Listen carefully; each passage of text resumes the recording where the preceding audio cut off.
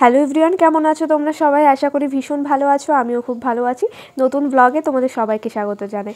4 থেকে 5 দিন পরে, মানে ওই ধরো 1 সপ্তাহ পর এই যে তোমাদের সাথে আবার আমার দেখা হচ্ছে। আমি এই কয়েকদিন কোনো ব্লগ ভিডিও শেয়ার করিনি, শুধুমাত্র ছবি আপলোড করেছিলাম। ভিডিও আপলোড না করার তেমন কোনো কারণ ছিল না, খুব অলস লাগছিল। আর তার উপর ভেবেছিলাম যে নিজেকে একটু সময় দেওয়া প্রয়োজন, তাই এই 1 সপ্তাহ নিজেকে প্রচুর সময় দিয়েছি, ফ্যামিলিকে প্রচুর সময় দিয়েছি। আর ভিডিও করতে গেলে না কাউকে সময় দিয়ে ওঠা হয় না, তাই এই সময়গুলো নিজের কাছে রেখে দিয়েছিলাম এই 1 সপ্তাহের জন্য। আর আমার এক্সাম চলছে, তো সেটাও একটা ব্যাপার, তাই কোনো সেরকম ভিডিও আসেনি। তো তোমরা প্লিজ কিছু মনে করো না, আজকের থেকে কন্টিনিউ ভিডিও আসবে, একদিনও ভিডিও মিস হবে না। আর তোমরা আমাকে আগাগোড়ায় যেভাবে সাপোর্ট করে গেছো, আমিও চাই যে কন্টিনিউ আমাকে সেইভাবেই তোমরা সাপোর্ট করো। তো সকালবেলা ঘুম থেকে উঠে ফ্রেশ হয়ে চাটা খাওয়া কমপ্লিট হয়ে গেছে, সকালের খাবারও খাওয়া কমপ্লিট হয়ে গেছে। তো দিন বাজে এখন 12টা। তো দিদি বললো যে বাপির ঘরে বিছানাটা একটু পাল্টে দিতে হবে, কারণ 2-3 দিন হয়ে গেছে। তাই দিদির কথা মতো এই যে বিছানা পেতে দিয়েছি, আর বালিশগুলো এখন সুন্দরভাবে রেখে দিচ্ছি। তো তোমাদের একটা কথা বলবো, জানো তো কি হয়েছে কদিন ধরে?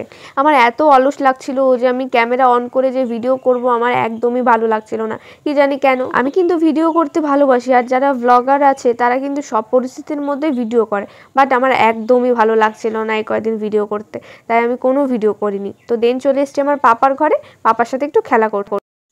আজকে আমার বাবা ভোট দিয়ে এসছে, দেখি দেখি হাতটা দাও, হাতটা দাও দাও। এই যে, তাই না পাখি? কাকে ভোট দিয়েছো তুমি? কাকে ভোট দিয়েছো বলো? কি করে তাকিয়ে আছে? কাকে ভোট দিয়েছো?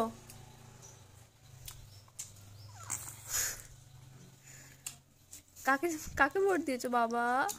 কাকে ভোট দিয়েছো তুমি? বলো। হেরিকেনে ভোট দিয়েছো বাবা? দাঁড়িয়েছে কে বল? সুমন বিশ্বাস দাঁড়িয়েছে, এই যে সুমন বিশ্বাস।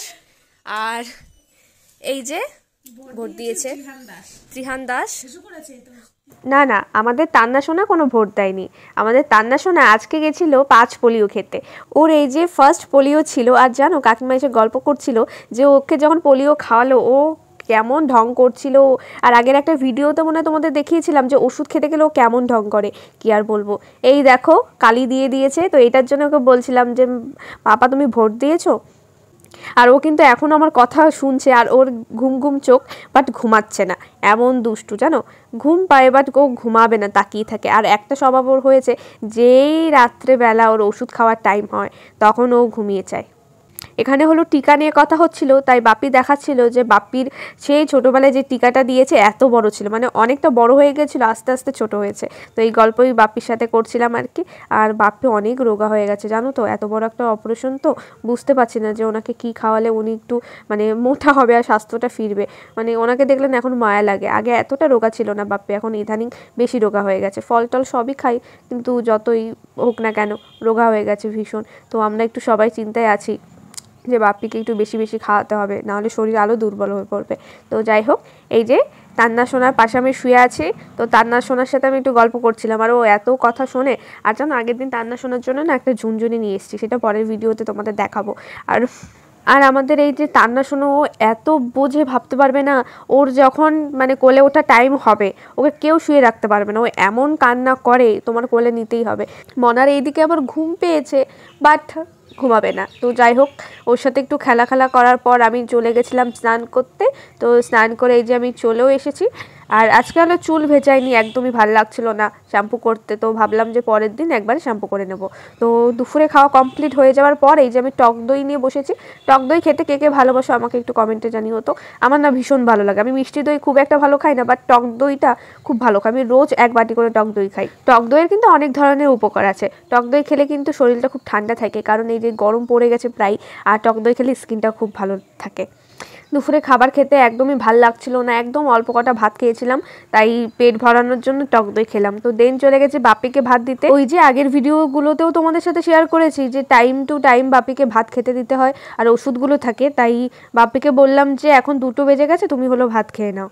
তাই বাপিকে হলো ভাত দিয়ে দিয়েছি। এখনও বাপিকে ডাইনিং টেবিলে আমরা খেতে দিই না, কারণ চেয়ার টেনে বসা, নিচু হয়ে বসা, তারপরে একদম আসন পেতে বসা, এগুলো একদমই বাপির জন্য সেফটি নয়। সেই কারণে বারান্দায় খায়, আর এখন এই যে ঘরের মধ্যে ভাত খায়। তো আমার ইচ্ছা আছে পাক্কা 1 বছর তো ওনাকে আমি মানে কোনোভাবেই মানে নিচু হয়ে কোনো কাজ করতেই দেবো না। মানে আমার মতে।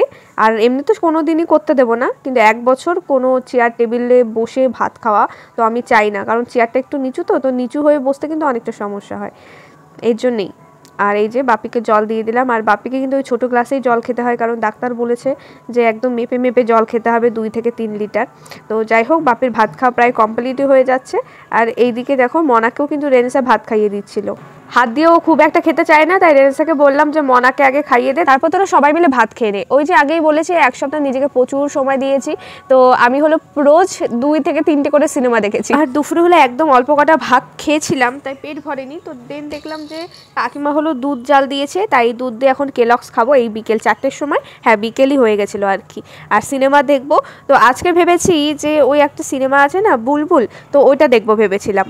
বুলবুল সিনেমাটা তোমরা কেউ দেখেছো কিনা অবশ্যই কিন্তু কমেন্টে জানিও। আমার তো ভীষণ ভালো লেগেছে, আর তোমরা যদি কেউ নাও দেখে থাকো তো তোমাদের আমি সাজেস্ট করবো যে প্লিজ তোমরা একটু দেখো সিনেমাটা, কারণ ভীষণ ভালো হয়েছিল, ভীষণ।